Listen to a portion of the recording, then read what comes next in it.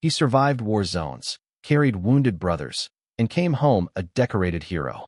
But his toughest fight began when he planted a flag in his front yard, and the HOA declared it a violation. This isn't just a story about rules. It's about respect, sacrifice, and the quiet war still being fought on American soil. The letter arrived on a Tuesday morning. Bright white envelope, official seal, threatening tone. Violation notice, stamped in red across the top. The offense. A 3 by 5 foot piece of fabric fluttering in the morning breeze. The same colors he'd carried into battle. The same symbol he'd saluted in foreign lands while bullets flew overhead. But to the Homeowners Association of Sunset Ridge Estates, it was just another rule violation. Another homeowner stepping out of line. Another property owner who needed to be reminded of their place in the perfectly manicured suburban hierarchy. They had no idea who they were dealing with. Welcome to Heartland Tales, where we uncover the truth behind the headlines and share the experiences that remind us what it means to be human. From which city in the world are you watching this video today? Drop your location in the comments below. I love connecting with our global community.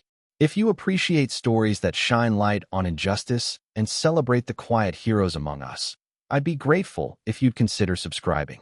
We're building a community of people who believe every human story matters, and your support helps us keep telling them. Now, let me take you to Sunset Ridge Estates, where the lawns are perfect, the mailboxes match, and where one man's simple act of patriotism would ignite a battle that nobody saw coming. Thomas Chun moved to Sunset Ridge Estates in the spring of 2023. At 68 years old, he was looking for quiet, peace, a place where he could tend his small garden, read his books, and maybe, just maybe, forget some of the images that still visited him in his dreams. The neighborhood was everything the real estate agent had promised. Tree-lined streets with names like Harmony Lane and Peaceful Circle. Houses that looked like they'd been cut from the same architectural pattern, painted in approved shades of beige, cream, and soft gray. HOA fees of $200 a month that promised to maintain property values and ensure community standards. Thomas signed the papers without reading every line of the covenant. He'd spent 43 years following orders, first in the Army and then in various government positions. Rules were rules. Structure brought order. He understood that. What he didn't understand was how lonely quiet could be. For months, he kept to himself. Morning walks around the neighborhood loop. Afternoon hours in his small backyard, coaxing tomatoes and peppers from the clay soil. Evening news on the living room television, volume turned low so as not to disturb the neighbors through the thin walls. His interactions were minimal. A nod to the joggers who passed his front window each morning. A wave to the woman across the street who walked her golden retriever twice daily. Polite acknowledgments at the mailbox cluster, where residents gathered briefly to collect bills and advertisements before hurrying back to their air-conditioned sanctuaries. Thomas didn't mind the isolation. He'd learned to live with his own company during long nights in forward operating bases, during months-long deployments where the only familiar faces belonged to the men in his unit. Solitude was an old friend. But as Memorial Day approached, something stirred in him that he hadn't felt in years. It started with a phone call from his daughter in California. She was planning a family barbecue, she said. The grandkids would be there, along with some neighbors and friends from work. It sounded lovely, she said. Patriotic and fun. All American. You should come out, Dad, she offered, though they both knew he wouldn't. Travel had become difficult for him, not because of physical limitations, but because of the crowds, the unpredictability, the thousand small triggers that could turn an ordinary moment into something much darker. I'll do something here, he told her, though he had no idea what that might be. After hanging up, Thomas sat in his kitchen for a long time, staring at the HOA handbook that had come with his closing documents. 47 pages of regulations covering everything from fence heights to flower colors to the approved times for garbage bin placement. He'd skimmed it once, noting the usual restrictions. No commercial vehicles, no clotheslines, no political signs except during designated election periods. But he'd missed the line about flags. That evening, he drove to the hardware store in the strip mall just outside the subdivision gates. The automatic doors swooshed open, releasing a blast of cold air that carried the familiar sense of lumber and metal and possibility. He walked slowly through the aisles, past the paint samples and garden hoses, toward the seasonal display near the front registers. There it was. A simple American flag, 3 feet by 5 feet, made of weather-resistant nylon. $49.99. Next to it, a metal pole and mounting bracket designed for front yard installation. The teenage cashier barely looked up as she scanned the items. "Doing some decorating for Memorial Day?" she asked with the practiced friendliness of someone paid to make small talk. "Something like that," Thomas replied. He installed the flagpole the next morning, using a post-hole digger he'd borrowed from the hardware store's tool rental department. The work felt good, physical, purposeful, concrete.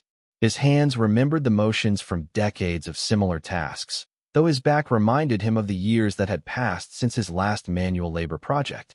The flag went up just as the sun cleared the roof lines of his neighbors' houses. Red, white, and blue against the pale morning sky. Stars and stripes catching the early breeze, snapping gently in the stillness that preceded the neighborhood's daily awakening. Thomas stood on his front steps for several minutes, coffee mug in hand, watching the fabric dance. For the first time since moving to Sunset Ridge Estates, he felt like he belonged somewhere. He had no idea that across the street, behind carefully maintained blinds, eyes were already watching. Phones were already being picked up. The first complaint was already being filed. The violation notice arrived exactly 1 week later. "Dear homeowner," it began, as if Thomas didn't have a name, as if he were just another property owner who needed correction. "It has come to our attention that a flagpole and flag have been erected on your property without prior approval from the Architectural Review Committee." The letter went on to cite specific sections of the HOA covenant. Article 7, Section 3.2. No structure shall be erected or maintained upon any lot without the prior written approval of the Architectural Review Committee. Article 11, Section 1.4. No flags, banners, or signs of any kind may be displayed except as specifically permitted by these covenants. The penalty phase was outlined in bureaucratic detail. First violation, written warning.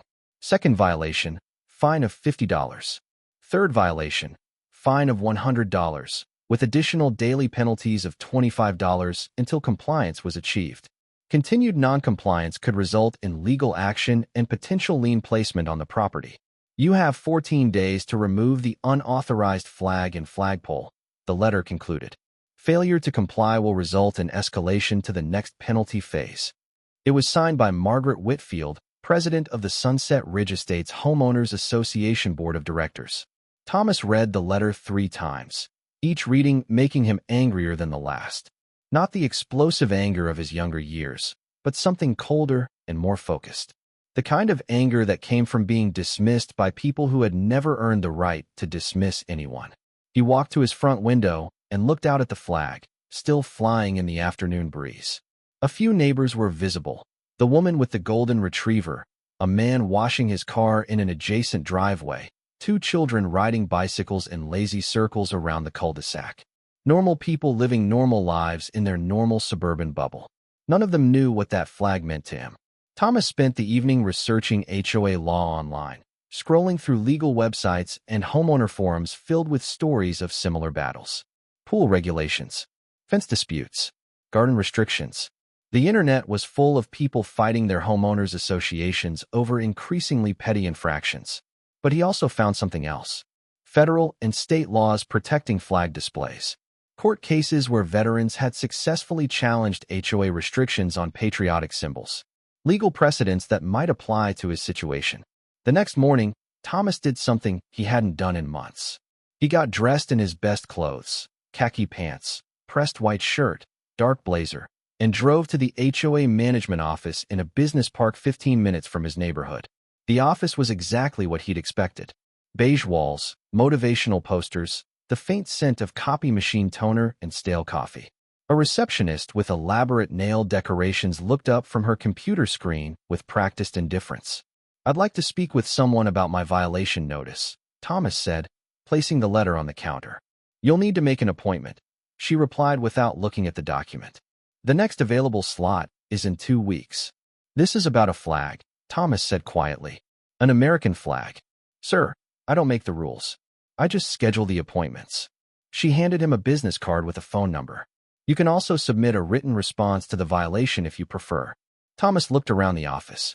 motivational posters about teamwork and excellence, a small American flag pin on the receptionist's lapel, photos of the HOA board members in a frame on the wall behind her desk. "Is Margaret Whitfield available?" he asked. "Mrs. Whitfield only meets with residents by appointment. Would you like me to check her availability?" 2 more weeks of bureaucratic delay. 2 more weeks of his flag flying while anonymous neighbors filed complaints and board members discussed his case in private meetings he would never be allowed to attend. "No," Thomas said. "I'll handle this differently." That afternoon, he went back to the hardware store and bought a second flag.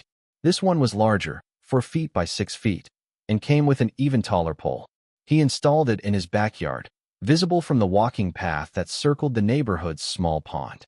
If they wanted to play games with rules and regulations, he was ready to play. The second violation notice arrived 5 days later. This one was less polite. Continued noncompliance with HOA covenants, it read. Additional unauthorized flag display detected. Total fines assessed, $150.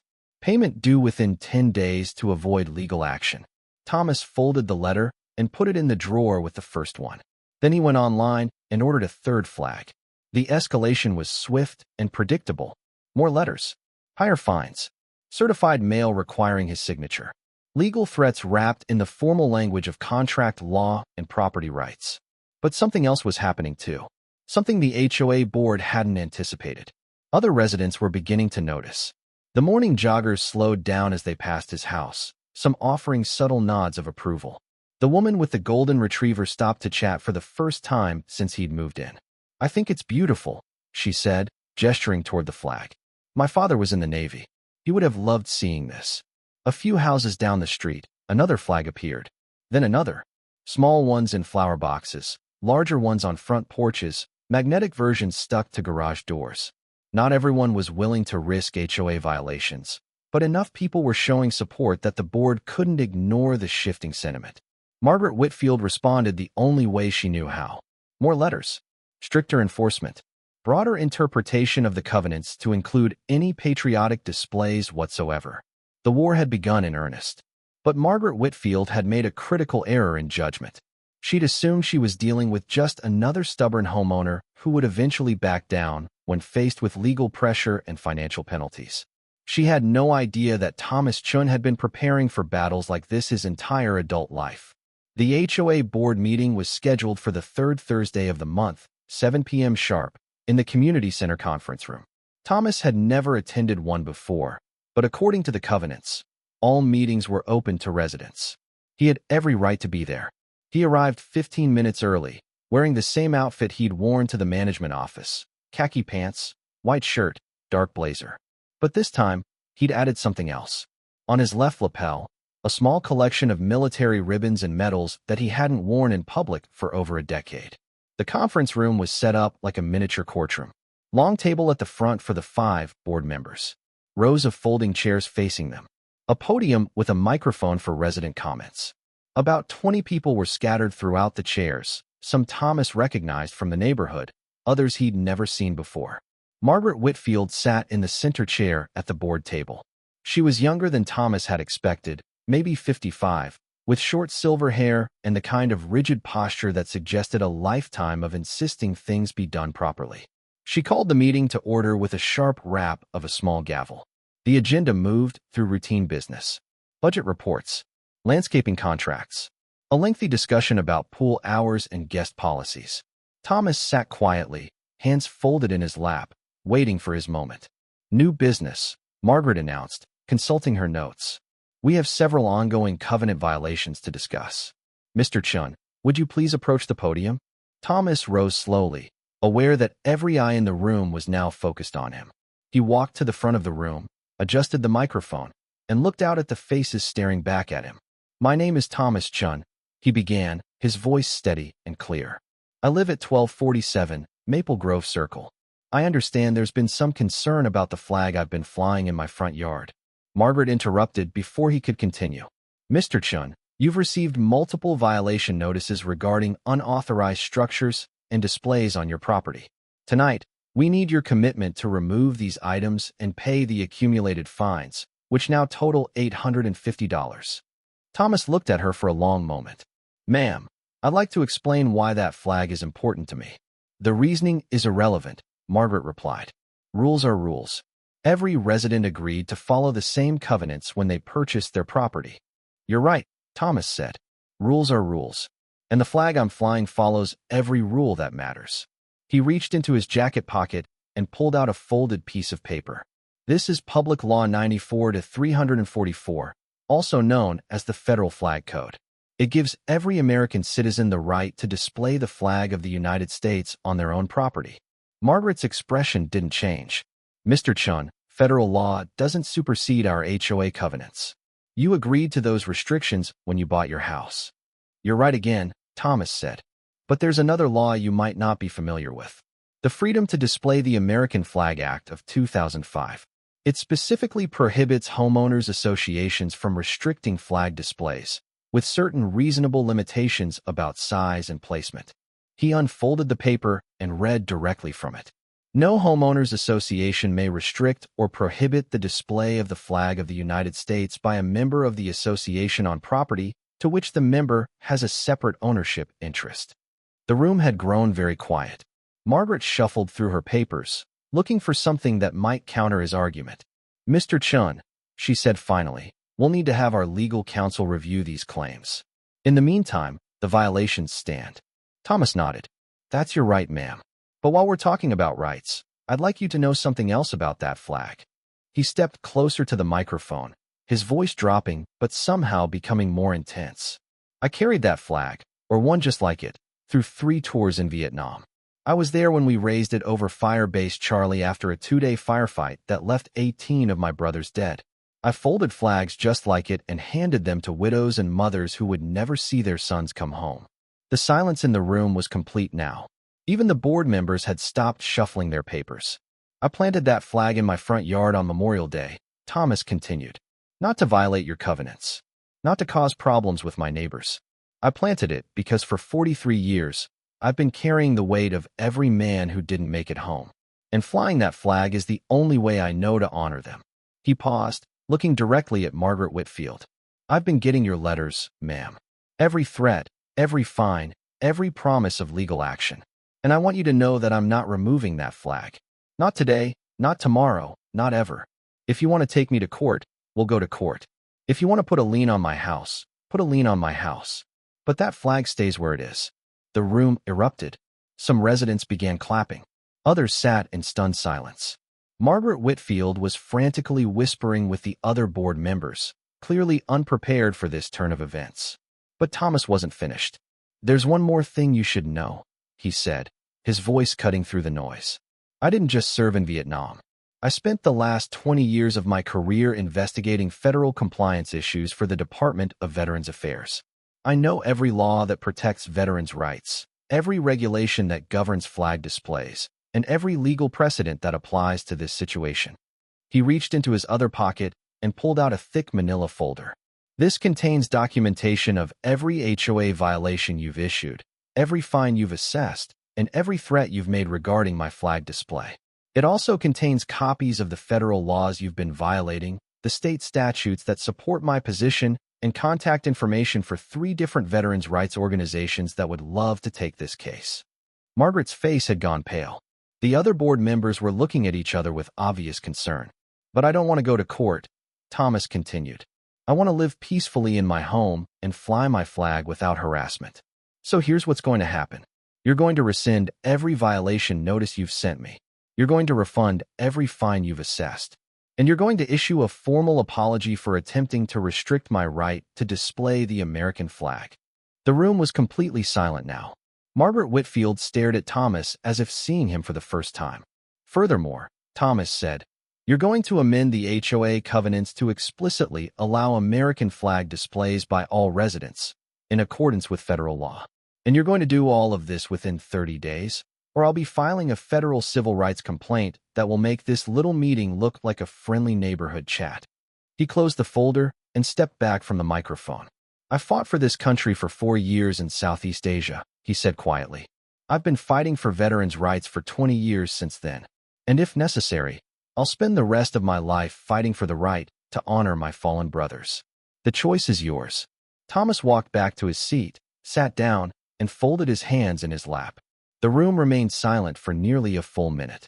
Finally, Margaret Whitfield cleared her throat. We'll need to discuss this in executive session, she stammered. The board will provide a response within a reasonable time frame. 30 days, Thomas said calmly. As I mentioned, the meeting ended abruptly after that.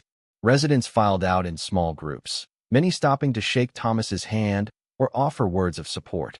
The board members huddled together at their table, speaking in urgent whispers. Thomas was the last to leave. As he reached the door, Margaret Whitfield called out to him. Mr. Chun. He turned back. Thank you for your service, she said quietly. Thomas nodded once and walked out into the night, where his flag was waiting for him, still flying proudly in the darkness. The letter arrived exactly 28 days later. Not a violation notice this time, but a formal apology from the Sunset Ridge Estates Board of Directors. All fines rescinded. All violations dismissed. A promise to amend the covenants within 60 days to explicitly protect residents' rights to display American flags. But more than that had changed in the neighborhood. Word of Thomas's stand had spread beyond Sunset Ridge Estates. Local news picked up the story. Veterans organizations shared it on social media. Other HOA residents facing similar battles reached out for advice and support. Thomas found himself busier than he'd been in years, not with gardening or solitary walks, but with phone calls from veterans who needed help navigating bureaucratic battles of their own. His dining room table became a command center of sorts, covered with legal documents and case files and letters from people who'd been told they couldn't honor their service or their fallen comrades. The neighborhood changed too. More flags appeared, not just on Memorial Day or the 4th of July, but year-round.